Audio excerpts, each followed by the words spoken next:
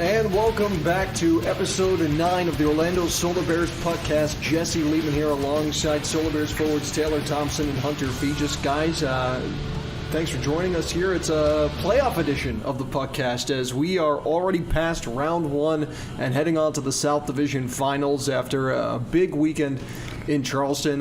Guys took all 3 games up at the North Charleston Coliseum over the South Carolina Stingrays to win the series 4-1. First things first, how are you guys feeling?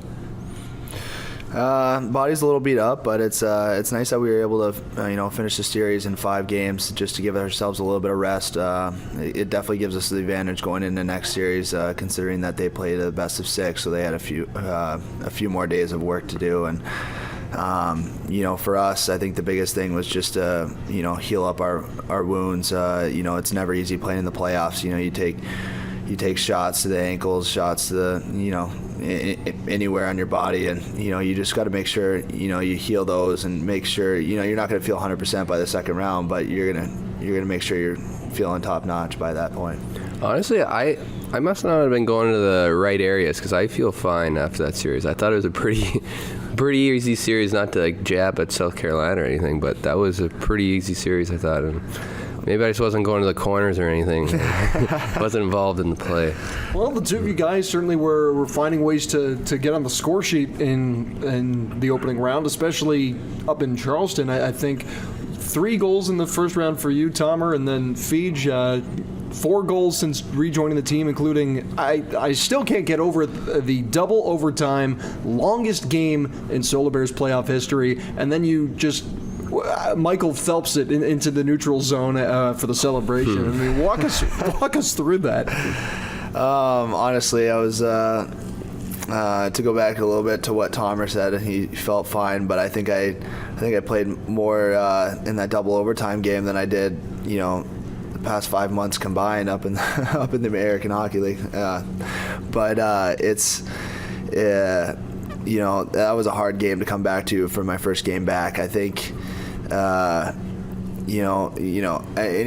wants to be that hero during overtime and score that game-winning goal. And I was just fortunate enough to see the play kind of unfold. I just got the puck, on our set breakout, and I just skated all the way down. I think it was a 4-on-4 at that point, and I saw Berkey going in the net. I couldn't really get him the puck, but so I just shot on net, was hoping for a rebound, and Berkey kind of took the defender, and so I was able to just kind of beat my guy to the net, and happened to bury that rebound. And as for that celebration, I got a lot of texts and everything about that, and I think I just kind of blacked out, honestly. I think at the time I just thought, what would be the coolest celebration that you could do in double overtime, and that's what came to mind. That's what came to my mind.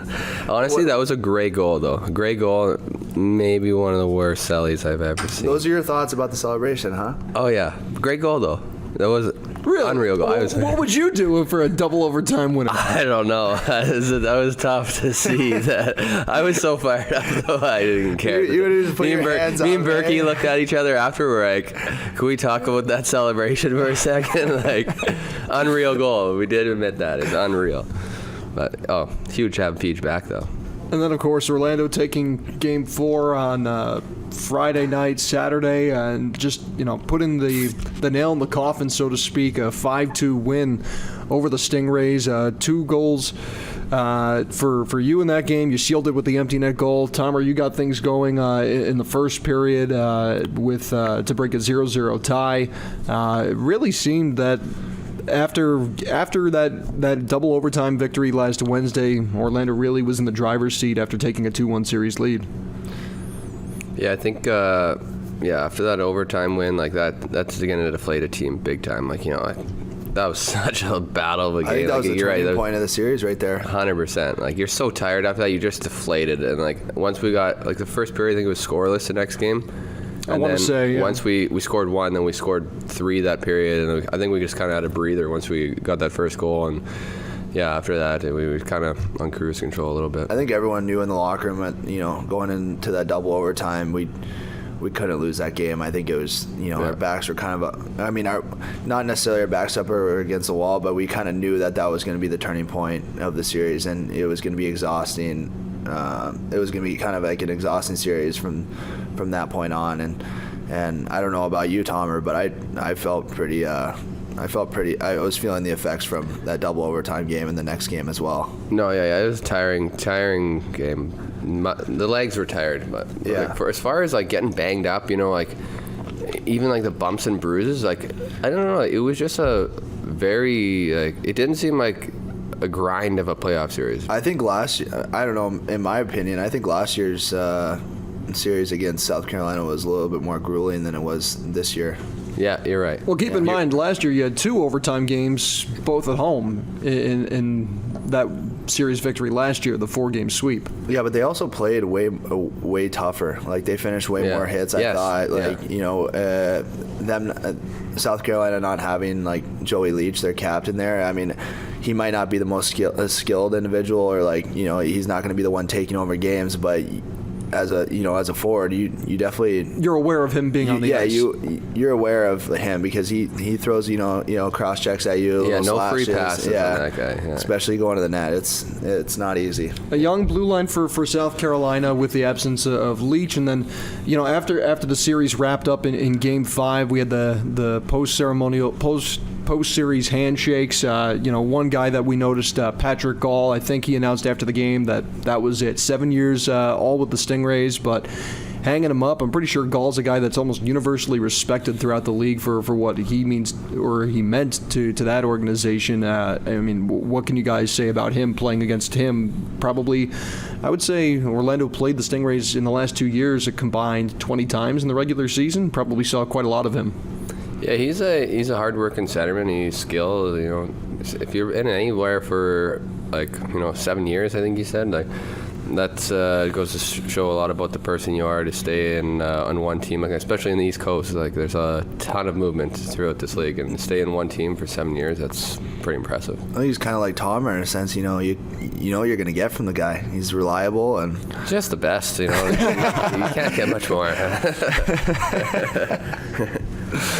And then, of course, the one thing that really stood out to me after all the handshakes were done, there was probably a good 20 to 30 Solar Bears fans right at the locker room tunnel to greet you guys as you were heading down off the ice. I can't remember the last time I saw that many Solar Bears fans make it up to Charleston, of all places, for a game. But lo and behold, I mean, they were there. They were rowdy. They were pounding on the glass. I mean, what did that do to fire you guys up? I loved it. I mean, just our fan support here is unbelievable. I mean, especially the amount of fans that we get to the Amway, and I'm excited to see what it's going to be like for this round of playoffs at home. But just for them to make that trip out there, it means a lot for us. And, I mean, it's not. I mean, you can't really hear them all that much when you're out on a visiting team like playoff game. But I mean, just seeing them as we're coming off for a victory, it means a lot. I would say. Yeah. Love seeing the old Solar Bear faithful out there. I like just getting them rowdy when you come off the ice, just shaking them a little bit. Let the fans know we appreciate them. It's nice to see them out there. Well, it takes 4 rounds to go all the way and lift that cup. So 25% of the way there with the 4-1 series victory over South Carolina. Now comes the Everblades. Before we get into that, though, I gotta ask you guys, because clearly this is not really the ideal playoff beard. Feed, you've got an impressive beard going on. Tomer, you as well. Pretty mediocre at best there, Tomer. Yeah, you don't have to lie to the viewers, Jesse. This is not a great beard. It's more of an improvement over what I'm rocking right now. So I mean, what is honestly your guys' secret? Because this is the first time I've attempted to whatever we want to call this. Hey, I respect the effort. Spenny, actually, fun story about playoff beards. Matthew Spencer, he shaved his beard before the last game there. No. Wait, last game of the regular season? Or? No. The last game in Charleston. And he got high-sticked in the eye. I honestly believe that is karma for you don't shave your playoff beard mid-playoffs. What is he thinking? Honestly, I was very disappointed. Me and Manfredo were both giving it to him pretty hard, and after the game we told him, buddy, karma. That is karma. I'm sorry about your eye, but we're not mad. We're just disappointed. That's all. Exactly.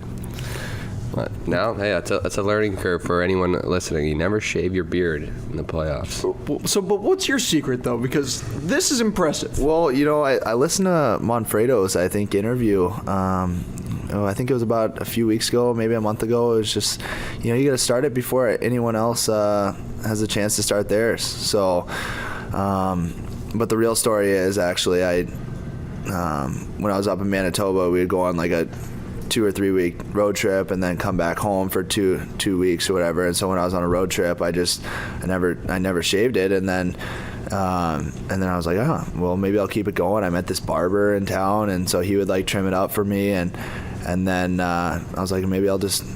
My sister convinced me to keep it going too. And then by that time it was playoffs that rolled around, and I was like, well, now I can't shave it. So it's been about two plus months, I think now. Off to a good start then. Yeah, Looks good. I knew the boys were going to be in playoffs here, so I decided to start early. Yeah, I like it. Yeah. Matches your hair too. Like mine, I got a reddy tinge to it, and like I have dark eyebrows. Like my hair is obviously black too, and like so I'm gonna just ferment it jet black next week or two here, just to give it a little extra flair. You know what I mean? It's just. Do you want me to outline it with permanent marker too, or? No. We don't do that. Well, so now we have the chance to, so anything in terms of proper beard maintenance or care, what can you recommend, if anything? Well, I wouldn't say I'm an expert by any means. Maybe just find a good barber, and then usually those guys can, they have the tools to trim it up for you, and just make sure it looks. Nice looks and tidy. Professional, yeah. I don't know if this is true or not, but I'm told you have to wash it thoroughly every day because you start to get the oils built up on your face, leading to the zappers. And Mongo claims he has bad zappers on the neck beard. I think that's just him being him. I don't think that's everyone. Manfredo and I we're kind of in a heated battle a little bit about whose playoff beard's better. I think his or yours? Yeah. Who is the best on the team though right now? Right now? That's tough. I think it might be Feej. Who else is really? Well, just everyone Fredo. shaved. Yeah, Fredo too, but his is a little thin right in here, it thins out right at the cheeks a little bit. Yeah, I wanna shave mine, but I just can't. It's so itchy. Yeah, it's so itchy. Yeah, I don't think anyone else is really.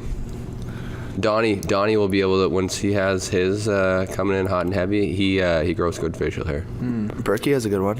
A few straggler hairs. So who can we obviously disqualify Matthew Spencer for shaving mid-series. But who is the worst on the team right now? Frizy or Colby for sure. I think it might don't grow much. I think it might be Frizy. Because they both have a couple hairs. Yeah. It's like a couple hairs. You almost might as well just pluck those. Yeah, honestly. Is that by design, or is it just simply an inability for them to grow facial hair? It's just unfortunate. Lemony Snicket series of unfortunate events. Follically challenged? Yes, exactly. All right, so the Solar Bears now advancing to the South Division Finals, and for the second straight year, rather actually the third, Orlando was going to play the Everblades in a postseason series, but for the second straight year in the second round. Last year falling 4 games to 1. But now, of course, new season, new playoffs, slate starts clean and 0-0. What has you guys positive heading into this second round?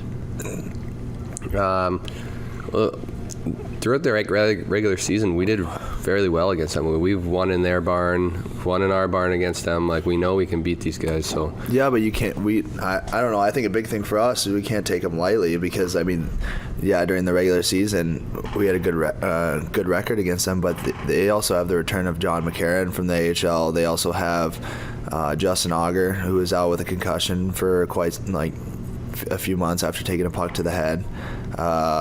There's also a couple other guys that they were missing too. So yeah, it is a new season, but still in the back of your mind though a little bit. We know we can beat them. Is what I'm saying. You know what I mean? Like, it'd be different going, 0-5 in their barn compared to sneaking in a couple of wins, like splitting the series with them or whatever. You know what I mean? I think it should be a little bit motivating too as well for the guys returning this year. We had a good year last year, and to go 4 games, losing the 7-game series to them last year, 4 games to 1. I mean, I think for me that one hurt. I mean, you hate losing to those guys, and I think it's a little bit of fire in our bellies to have a little bit of revenge against them this year. Well, for the roster, the Solar Bears have 4 guys that returned, the 2 of you, and then, of course, Mike Monfredo and Chris LeBlanc. So a pretty solid leadership group and core there that is very familiar with the roster for the Everblades from this season and also the history of seasons past. But, I mean, what can we expect with the series opening up at Hertz Arena this weekend, Friday and Saturday, down in Estero? What are those 2 games going to really be like for you guys? It's not going to be an easy couple games. I think it's going to be a lot harder, a lot more physical than the South Carolina series. They tend to have a bigger team, heavier guys, and they play hard, but so do we. So we just got to stick to our game plan, I think, and go in there, play Solar Bear hockey, and obviously. The goal is to go 2-0, but that doesn't always happen. We could hopefully come back with the series split. That's good too. I think we have a really good team right now. I think a lot of guys came from the AHL as well, and guys that are also returning from last year's team. I think that was like the core group, and I think our biggest thing is our speed. I mean, I'm sure everyone's stressed, or like Drake's stressed that the whole year or whatever, but I mean, I wouldn't disagree with him. I think our team has a lot of speed, and we have a lot of skill as well, and I think we have some big bodies too that could bang, and our every line, if every line will commit to just doing the little things, blocking shots, finishing every check, I think we can go in there and put those guys on their heels. I mean, they put us on our heels last year, but I think we're better and more improved than what we were last year. Oh yeah, I agree for sure. We're a well-rounded team. Like, not to get too high up on ourselves, but we got a good squad here. So There's a lot of depth. I mean, when Alex Shaneborn is your 10th forward, or in the case of, I think, Game 5, he was out of the lineup. I mean, I think that says a lot to the team's depth, because Chewy's a pretty talented player in his own right. Oh, absolutely. Chewy, you could slot that guy in anywhere in the lineup. First forward, like first line forward, 10th forward. He's very versatile, and like he said, that just speaks to the depth of our team that we have right now. But I think the biggest thing for us is, like, we're also such a close-knit group, and I think everyone on this team is willing to fight for one another just because we hang out all the time together. I feel like, I mean, whether it be like at the rink or going golfing or just on road trips and whatnot, I think everyone knows each other pretty well, and I think that'll go a long ways, especially in the playoffs. Yeah, I agree. Well, I mean, you've got guys that have been brought in. Hunter, you yourself returning from the American Hockey League, Otto Sampi, Matthew Spencer, Yanni Tamala being reassigned thanks to the Tampa Bay Lightning from the Syracuse Crunch. And then also Alexei Lipanov joining the team late in the regular season. 19 years old, and he's playing pro hockey and doesn't look a step out of place, really. He hasn't played much here in this opening round. I think Drake's sticking with the lineup that's been getting the wins lately, but I mean, what's that like? You've got a 19-year-old playing on your roster. Yeah, he's definitely wiser than his years. You forget sometimes he's only 19 years old. He's a pretty talented hockey player. You can see on the ice the plays he's made, and I think he's got a pretty bright future ahead of him. What have you seen in practice out of him?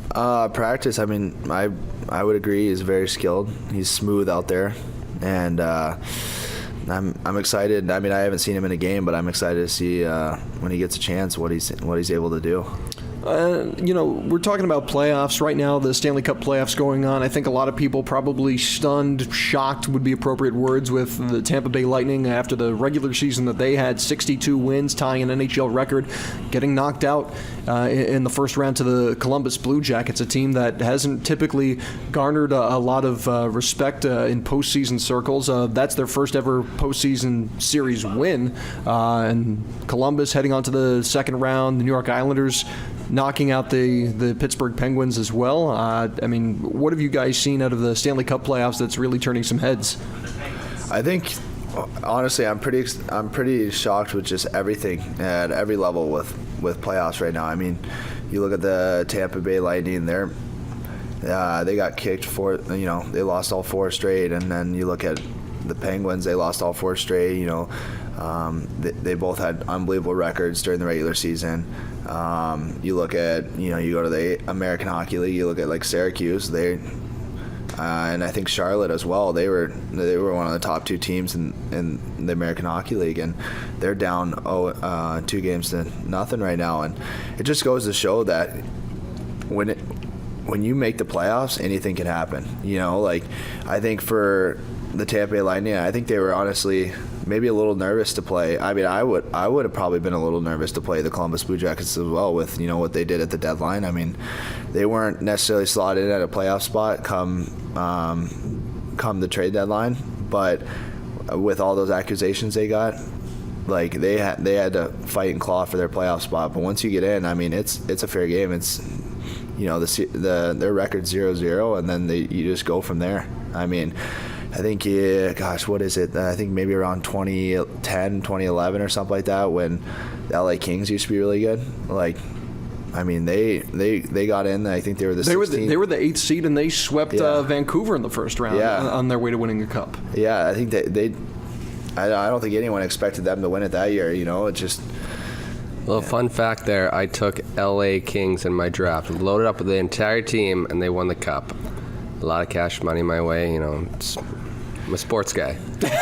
But that's what I love about hockey, though. Like, any team can beat any team. It's not Golden State that's going to go to the finals every year.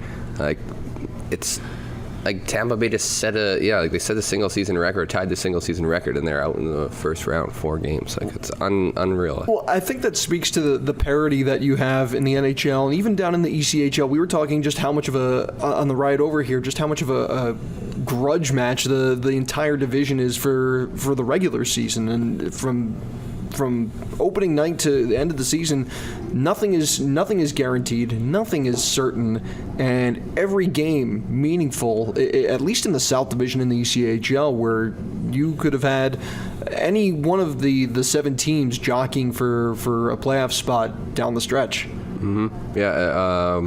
Atlanta, South Carolina came down to the last 2 games of the season. Last game of the season. Yeah, last game of the season, and like we could have been playing 3 different teams, wasn't it? Like Jacksonville, South Carolina, or Atlanta. Like, and it was, it's crazy. And like Atlanta beat us. I think was it our last meeting we played them? Like, I want to say the last road game they got the win. Yeah, but then they came we here won. and then, like anyone can beat anyone on any given night if you don't show up, right? So.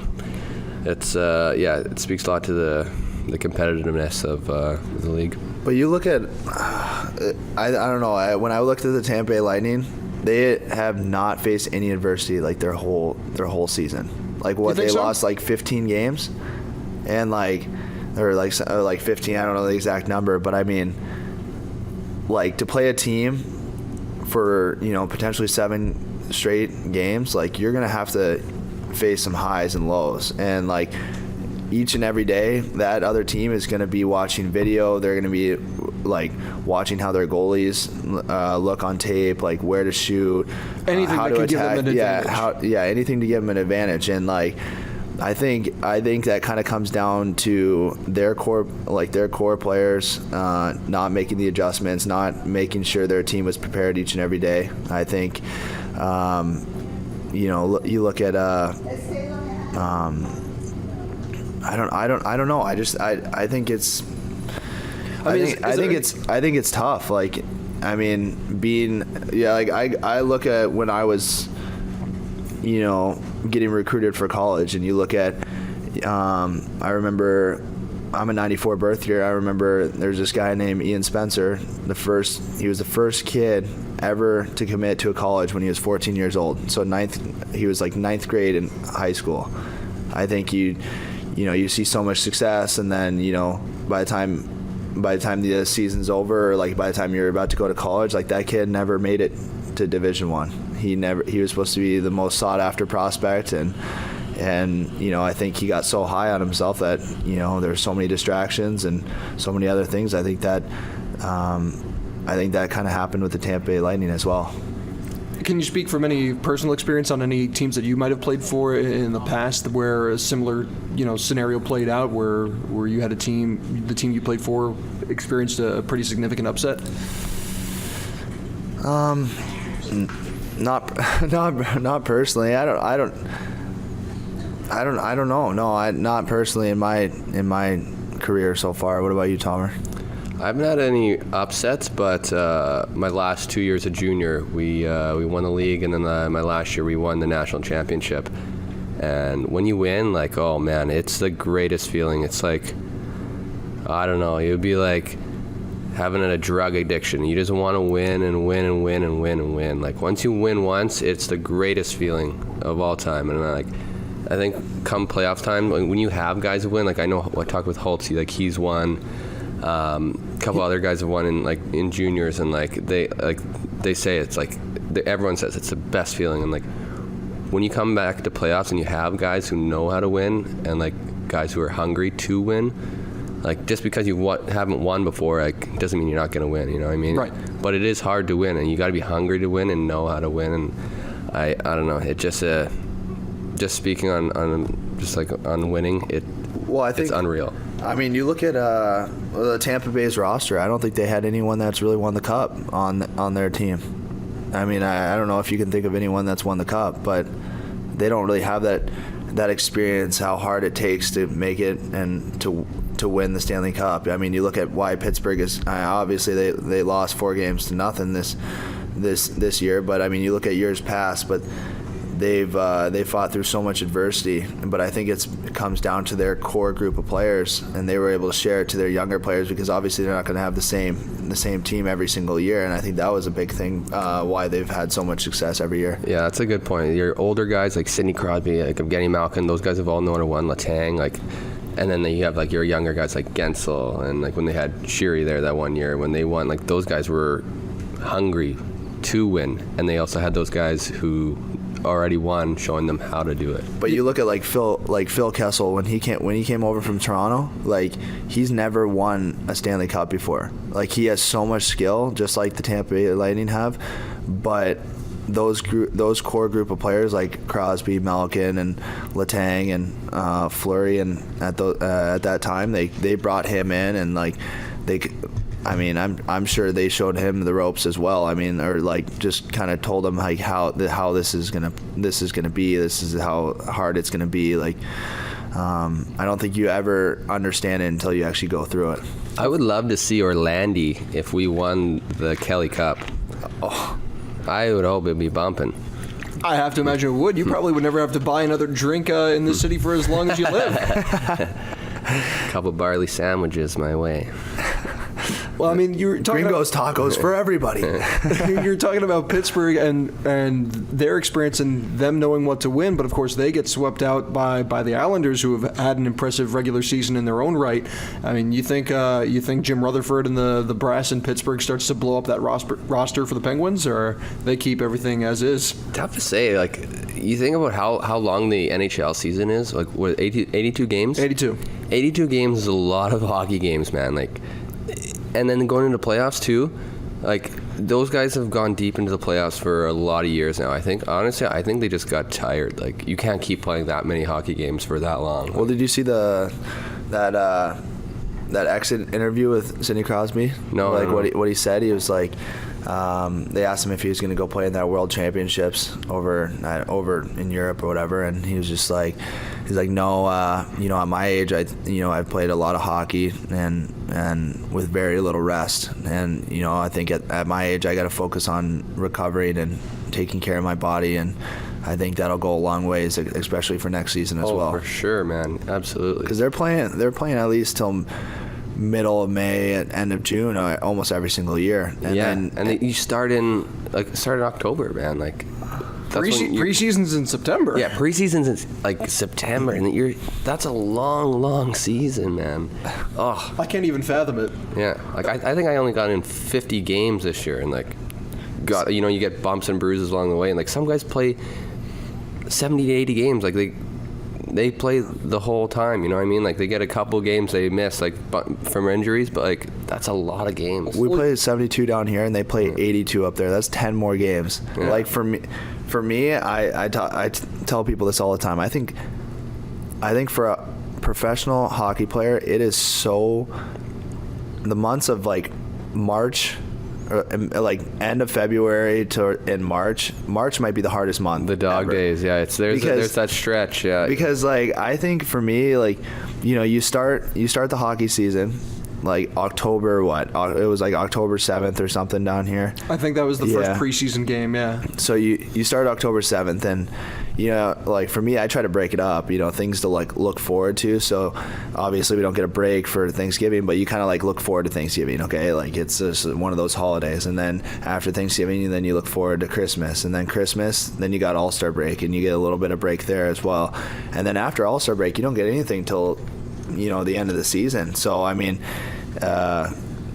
there's just that long window there, and you play at least 30 some games throughout that window, and you're like, holy cow, like. Yeah, it is the dog days, that stretch a little bit between March and February, and it kind of overlaps. It's there's some tough days, but it's hockey though. We love it. Yeah, that's why we do what we do. Well, I mean, we talked a lot about what's going on in the Eastern Conference with the Stanley Cup. Anything out west that's kind of shocking you guys? A little surprised with the Winnipeg Jets, honestly. I think this was they thought it was gonna be their year, especially after the season that they had last year, and I'm a little shocked with them as well. Yeah, they have an electric fan base too. You went to a playoff game there, didn't you? Yeah, I went to their first playoff game at home. It was electric. They have the big whiteout party outside, and people are. I went to the game and I sat by a couple fans, and they're a year younger than I was, and they're like, yeah, everyone looks forward to these games here, like all year. Like they look forward to the whiteout parties. Like this is what we live for here in Winnipeg, and there wasn't one empty seat there, and everyone chants "Go Jets, go!" or like during the national anthem, they'll scream out "True North" like during their anthem, and being down as a player, I mean that's a little bit intimidating, I think. Well, I mean, walk us through. I mean, you're an American, you're from Alaska, and you're playing for a Canadian team. The Manitoba Moose plays in the same building as its NHL affiliate. I mean, what's that experience like? It was unbelievable, honestly. First class organization. From their American Hockey League up to the NHL, they treat you so well. They have so many different staff members, whether it be equipment guys, medical guys, so many different coaches, whether it be assistants, head coach, goalie coach, skill and development people, and I mean there's no reason why as a player you shouldn't keep getting better and better each and every time you go on the ice or each and every week. And you guys fly everywhere though too with the Moose, because you're so far out on an island. What's that like, playing in the American League but having to fly from every city to every city? I think it might. Some of the guys up there we were talking, and that might be the toughest division to play in. And especially one of the toughest places to be. You got Iowa, Grand Rapids, Chicago, I mean, all heavyweights in the AHL. Yeah, and like those teams are, it's like playing in the NCHC for college hockey. Like you don't get a night off, and there's no easy games. And I think for us, being in Winnipeg, there's no close team, so we're constantly traveling around. Like we'll go on 2.5 week road trips where you're living out of a suitcase for that time, and it's honestly grueling at some point. But when you get home, it's nice to have that 2.5 weeks at home, and it's that. So I think when I was up there, we took a lot of pride in being good at home, because those games are definitely a little bit easier than being on the road. As far as, back to Stanley Cup, we talked about St. Louis, the upset with Winnipeg. Dallas moving on with an overtime win over Nashville last night. Colorado kind of upsetting Calgary a little bit there. I think with the season that Calgary had, a lot of people expected the Flames to move on, but Nathan MacKinnon and the rest of the Avs had some other ideas, it looks like. Yeah, I think you look at like McKinnon and some of their core group of guys there in Colorado. I think they've already been to the playoffs. They know, like what I was stressing before. They know what it takes, and Calgary's they haven't been to the playoffs in quite some time, and so I think I don't know. I don't think their core group of guys, their younger firepower, really knew exactly what it took, and I think they were kind of caught off guard a little bit by just how much pressure the Colorado Avalanche put on them each and every night. I think McKinnon is nasty. I that snipe he had on Smith at one point in the series. Yeah. Okay, Troy Burke tried telling me he would rather have Seth Jones to build his team around for the playoffs over Nathan MacKinnon. He went 0-8. Everyone agreed it's MacKinnon, hands down. This guy should never be a GM of any hockey team, not even a fantasy team. This great player. That's some pretty heavy trash talk there. No, I would have to agree with him. I've seen his fantasy football GMing skills, and it's not impressive. Honestly, I'm going golfing with Berkey today, and I'm gonna throw a heavy wager on the line. He's not a good athlete.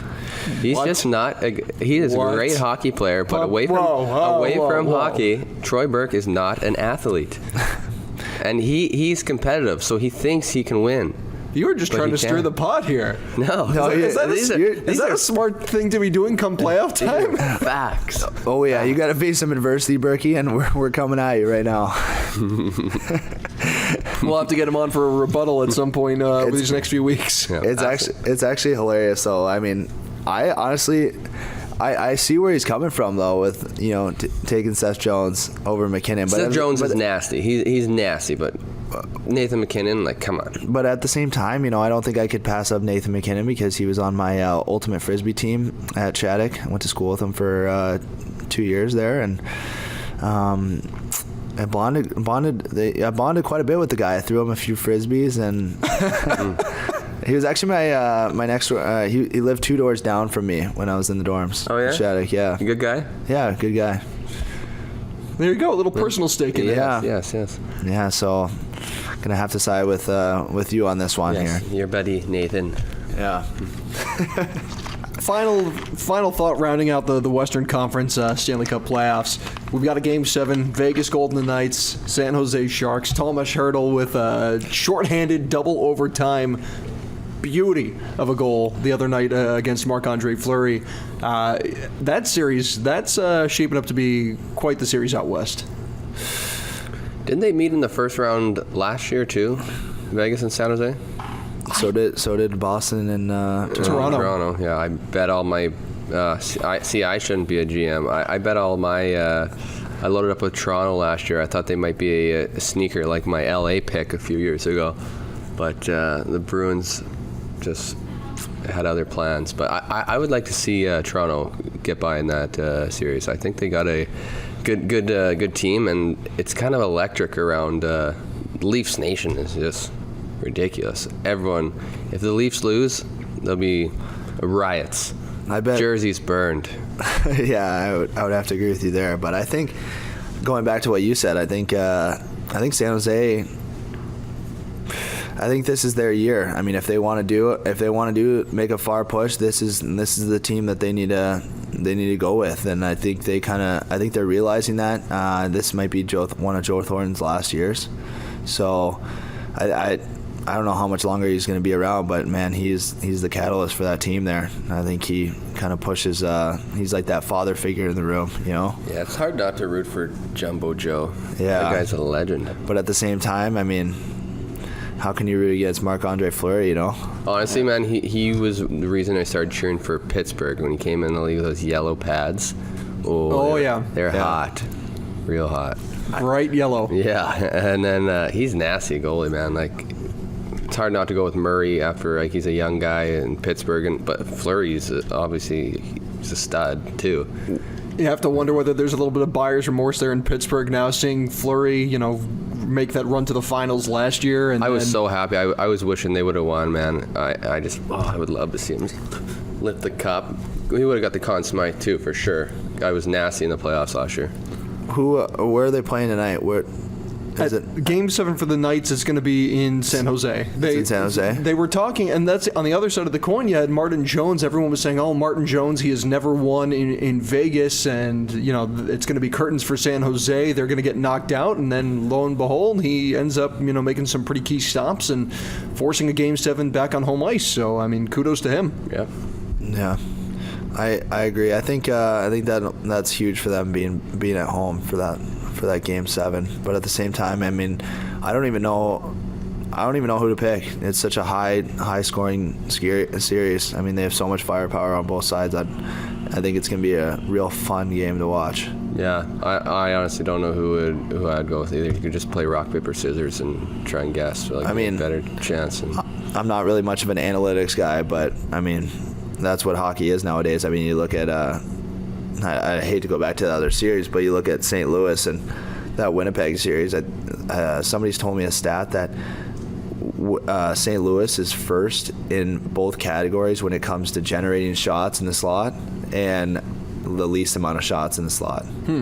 So, that could be another reason why they won as well. Yeah, stats are our stats. They don't lie. Yeah, it's like Moneyball. Yes. Billy Bean. Drake, obviously, he's a very forward-thinking coach. How useful are some of the stats that he's able to provide you guys in terms of making decisions and evaluating team performance? I think for us, I think it's huge. But at the same time, you look at all the stats, and you can read into it as much as possible. But it kind of comes down to all of us on the ice, and if we don't do what we do best, none of that stuff matters. I think it. I think for, I don't know. I think we just basically kind of have to find it in ourselves. Yeah. Like you said, you can look into it as much as you want. Like, stats are great, but if you're not going to execute, none of it matters. I try not to look into all the stats and all the accolades of other teams and stuff like that. I just try to focus on myself and making sure I can help the team, and I think that's. It goes for everyone else on the team. I don't want to speak for them, but I'm sure they think the same way. Well, we've been talking for quite a bit. Probably went on a little bit longer than we probably anticipated. We'll keep it light though. We'll wrap it up because obviously some non-hockey news. The big news out of the weekend here in Orlando was it looks like someone had an interesting Easter. There was a little bit of a scuffle involving an Easter bunny downtown, and apparently you were witness to it. Yes, we did see that the Easter Bunny. We seen it the next morning on I think it was Were you just downtown watching getting gringos or what? Just some tacos? No, we were watching the Magic game, and that was it. Just go for a bite, a couple barley sandwiches maybe. But we just seen that guy. He was being hilarious all night, man. This guy, he was just jumping around in his suit and then stood up for that lady who got in a scrap with a homeless man, I believe it was. Really? Yeah. Huh. What he made some funny moves out there, or what? Caught your eye? Yeah, he reminded me of a younger version of me. Quick jabs, duck and roll. Oh yeah, you were good. You were like the old Rocky, huh? Yes. He made some funny moves, but I hear you got some funny moves when it comes to, what is it, pterodactyl or something? Or yeah, that's strictly for the locker room, though. We won't touch on this on the podcast. Is it a little like? Can we see a little glimpse of it? No. We'll maybe next episode if I'm back on again. Maybe I'll bring it out. Yeah, we'll have to get you and Troy Burke on at the same time, so you can tell him to his face that you don't think he's a great athlete. Oh, I'll tell that to his face. Troy Burke, you are a terrible athlete. And GM. And he's also pretty bad at Crazy Eights as well. So, oh yeah, he got rinsed for cards on the bus this week too. We were in South Carolina. We were playing Schnarps, and I don't want to speculate how much money he lost, but he was not in the money. That's for sure. Okay, then. Well, no time like the present to wrap this one up. We're going to be hopping into the postseason. Solar Bears, a little Easter shout out there. Head down to Estero to take on the Florida Everblades. Games 1 and 2 of the South Division Finals this weekend to open up the second round of the Kelly Cup Playoffs. Solar Bears back at the Amway Center for Game 3, April 30th. Game 4 will be May the 2nd, and if necessary, Game 5 on May the 3rd. It's going to be a fun one, guys, as the Solar Bears take on the Everblades. Best of luck in the second round. Yep, thanks, Jess. Thanks for having us. Thank you for having us. And that'll do it here, Episode 9, playoff edition of the Orlando Solar Bears PuckCast. Make sure you get your tickets for the second round. Visit the Amway Center box office or Ticketmaster.com.